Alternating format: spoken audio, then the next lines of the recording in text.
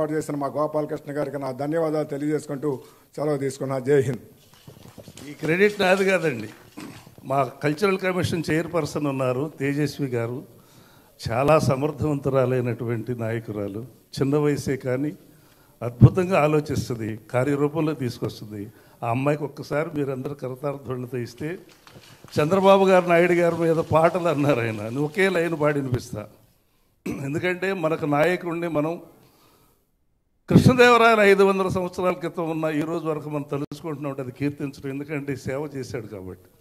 అలాగే మొన్న బుడమేరు పొంగినప్పుడు మన ప్రీతమ ముఖ్యమంత్రి నారా చంద్రబాబు నాయుడు గారు ఎక్కడ ఒక ఆఫీసులో కూర్చుని ఆపరేట్ చేస్తే సరిపోతుంది, ప్రతి మనిషి దగ్గరికి ఆ బురదలో నడుచుకుంటూ వెళ్ళారు. అందరికీ అన్ని అందాయా లేదా అని చూశారు. ఎన్నెన్నో విధాలుగా ఆయన కష్టపడ్డారు. అది చూసి మనసు ద్రవించిపోయింది నాకు.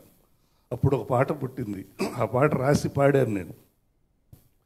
మనుషుల్లో దేవుడు ఆపదలో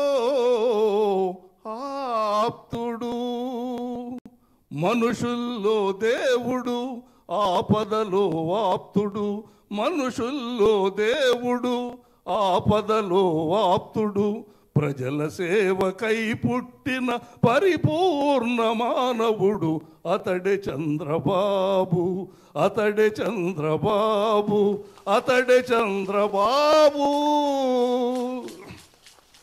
వయసలసట ధరి చేరదు కంటి మీద కునుకురాదు, వయసలసట ధరి చేరదు కంటి మీద కునుకురాదు, వరద నీట నడిచి జనుల కడుపు నింపి భయము తీర్చే, విలయ వరద రక్కసి విస్తుపోయి మోకరిల్లె, చంద్రన్న సంకల్ప దీక్షా శక్తిని చూచి మనుషుల్లో దేవుడు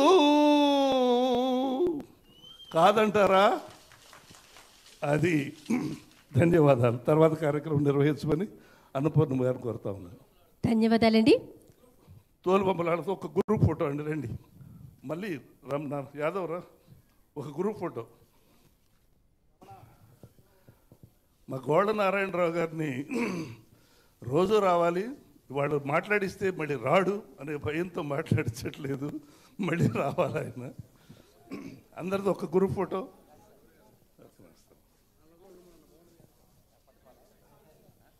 అమ్మా మీరు వెళ్ళిపోవద్దు, మీరు కూడా ఉండండి.